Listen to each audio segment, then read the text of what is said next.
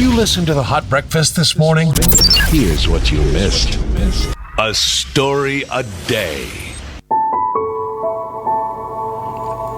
Now, Dr. Bill Sinkele, since been renamed Sinkele, we'll tell you about that as we go along, first came to Kenya back in 1992 as a priest 30 years ago, and then left the priesthood after that, came back to Kenya in 2005 and formed an organization that has literally helped change lives. It's called SAPTA, Support for Addiction Prevention in Africa. But even before that, while he was a priest practicing as a Catholic priest, he became an alcoholic, and that was an experience that later would shape this organization that he formed. He's been sober, he says, for the last 34 years. Wow. And he's 75 and looks great. So half of his life, pretty much. Absolutely. Yes.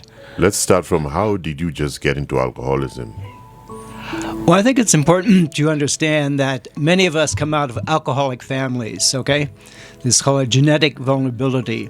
So 3 of my grandparents were alcoholics. Both of my grandfathers had died before I was born, but my grandparents on my mother's side had started a bar in the 1920s. So I never saw my grandmother sober for the 30 years that I knew her. Wow, And from so- morning to evening, she's just... Well, by that time, my uncle owned the bar, and they lived with my grandmother lived above the bar. And she and of course my uncle too were drunk most of the day, and then most of my male cousins, all of us, became alcoholics. Now, you have to drink to become an alcoholic, but with our genetic vulnerability, you're more likely to become an alcoholic if you drink.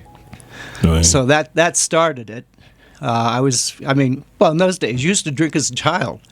That was considered normal. And then when I got into the seminary, I was drinking. When I got ordained, I was 26. And the one thing about Catholic rectories, they have a free supply of booze. Oh, for real? Oh, of course. So it's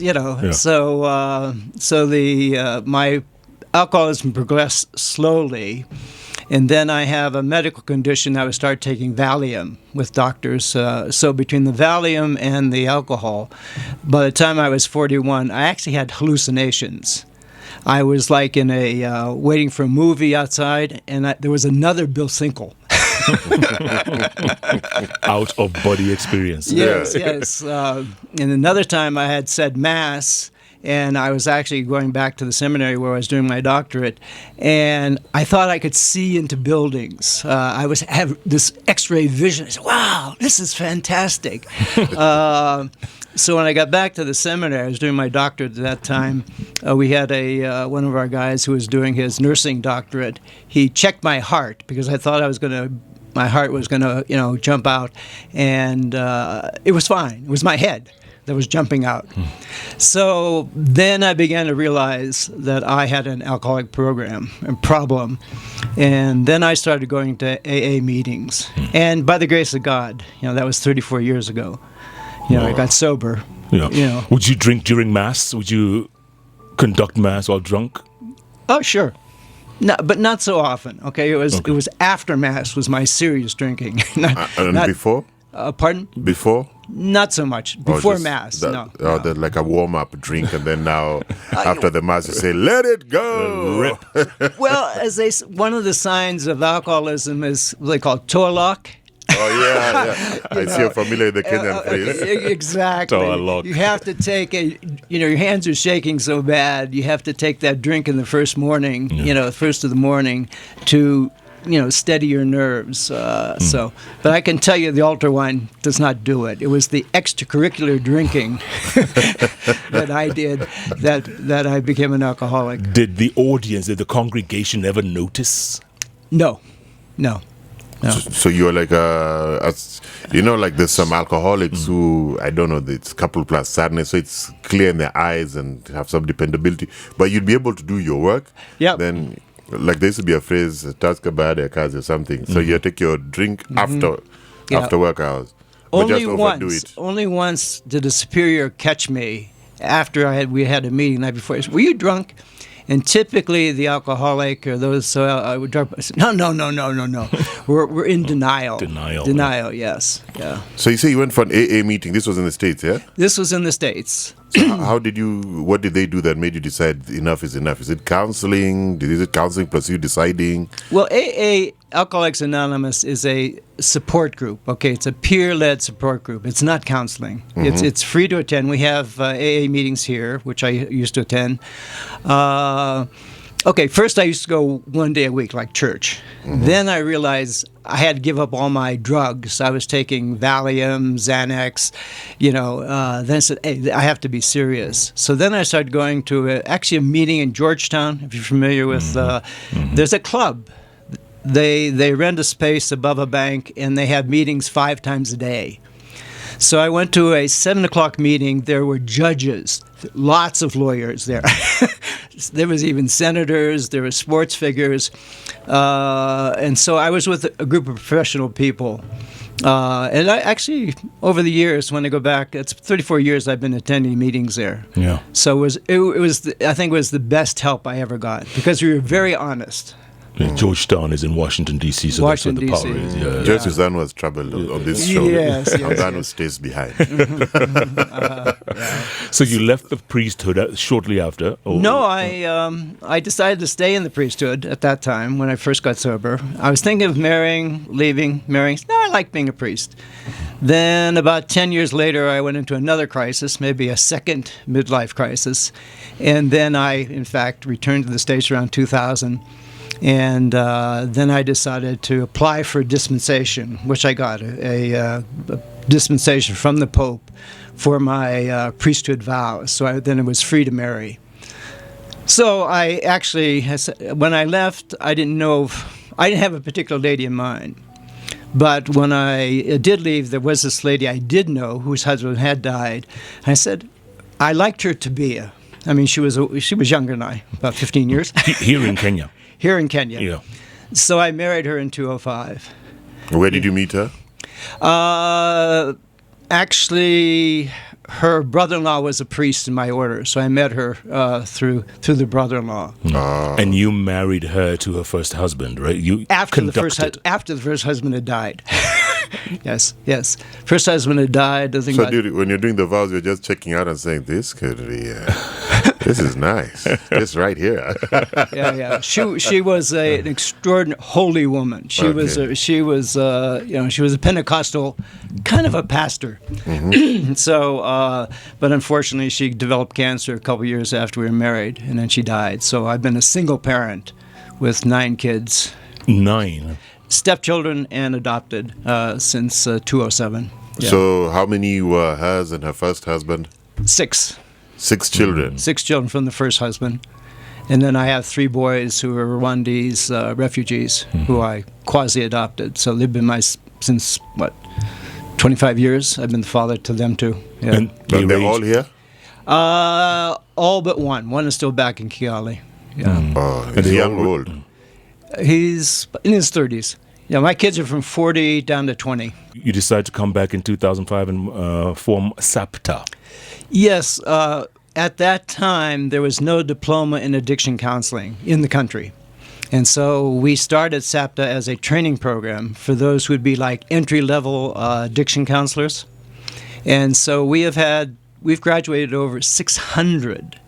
We've basically created the addiction counselor field SAPTA has, in Kenya. But we have graduates from 8 other African countries. And so we have SAPTA that works on that side. Then we have a program side. We work with almost 6,000 people who inject heroin. Okay, these are men and women here in Nairobi. So I have 4 drop-in centers. I have 130 peer educators who go out into the dens and give condoms. This is why I can't be a priest.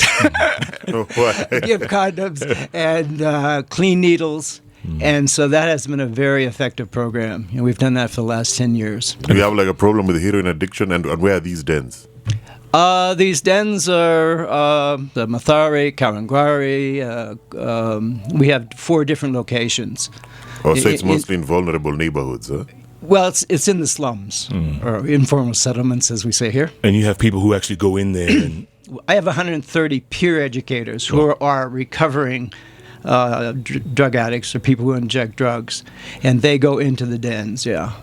And in case someone hasn't heard of it, SAPTA stands for Support for Addiction Prevention and Treatment in Africa. Right. Poverty is a big contributor to drug addiction. Mm-hmm. It is. So how do you get them out of it, or what's the main the agenda? What's the plan? Like, let's say 6 months from you meet one addict. Mm-hmm. Well, I think the focus of this, it's a global fund program, is to reduce HIV/AIDS, because they used to share needles. Okay, sharing needles was one of the best way to get HIV/AIDS and hepatitis C, and so we bring them into the program. It's an HIV/AIDS program. We also provide breakfast and lunch at these 4 different centers for those who come into the center. It's not an addiction program per se. It's an HIV/AIDS program, okay? But as you may know, in this country, we have methadone. Methadone, which is done by the government. So we have 2 methadone centers, one at Mathare Hospital, the other one at Ngara. So about 600 of our clients are on methadone. Methadone is an opiate, but you don't get the craving. Okay, so the good thing is that when they get on the methadone, first of all, they start cleaning themselves up. They start going back to their family. But the problem is they have to go every day to these centers to get their, what they call directly observed, the methadone. And then what I found with the methadone is they have hope. Before they were just caught in the rut of addiction. So I've seen some really fantastic changes. The challenge is 90% of our clients, the nearly 6,000, would like to be on methadone, but the government hasn't yet been able to scale up the methadone centers to meet the need. That's the challenge, yeah. There's a huge problem of young people. Yeah. Alcoholics. I mean, they get up to drink, they go to sleep to drink. Mm-hmm. Right. Well, I mean, as we know in Central, they're reducing schools, primary schools, because the kids aren't being born. Yeah. About 3 or 4 years ago, Nakata did a study of standards 6, 7, and 8, okay? It was frightening. It was frightening the percentage of young people using, of course, alcohol, bangi, and so as we know, the earlier you start these substances, the more likely you are to progress to an addiction problem. And so I think we have a huge problem among our young people. Interestingly, they also did one among the high school students, secondary school students, and what it showed is that boys in boys' boarding schools with a little pocket money. So poverty is part of the problem, but so is it having richness, I mean, the other challenge, I have a friend, he runs one of the larger private schools. I won't say exactly who he is. But we did training on prevention. And his high school principal said more than half of the parents were single parents. Now, I mean, bless our single parents, as I am, but if you're running a full-time job, a big job, having great responsibilities and trying to be double parent to your kids, I mean, it's real. So you end up giving them money. And so, I think we have, my favorite Swahili word is changamoto. But every changamoto is an nafasi. So, but I think we have big challenges to institute what we call evidence-based, not just, this is a great idea. Evidence-based prevention programs, which I was trained on at the international level, so that we can intervene with these kids, as we say, early and often. We can intervene with our young people before they become progressing along the route of addiction. Is there the will? It looks like the will is there, but in some places, with the leadership, they have other priorities, if you will. That's true, but I mean, if we lose a generation of young people... Which we are, very fast. I mean, and as you see here, our girls are going ahead. From my own experience, the boys are being left behind. And they're being challenged by the girls, and so they end up turning to, they end up turning to alcohol, drugs. Then there are what they call the process addictions. Okay, that's gambling. Gambling is rife among our university students. Pornography. Pornography is another, pornography is another issue. So if we don't address our children now, we're going to lose a whole generation of young people. And that's a waste to Kenya's future, to be honest. Would you say that maybe our approach, maybe like African parents, we like to sweep a lot of things under the floor and just think about what other people... No, people are going to say my son is an addict. Exactly. No, my daughter is this, my daughter is that. Well, I think seeing it as a mental health issue, seeing it as a brain disease, okay, and so that we could break through that denial and break through the shame. That, as you say, nobody wants to say, my kid the alcoholic, my kid the drug addict, my kid the one who has a mental health problem. There's a lot, but that's, I don't think that isn't just African.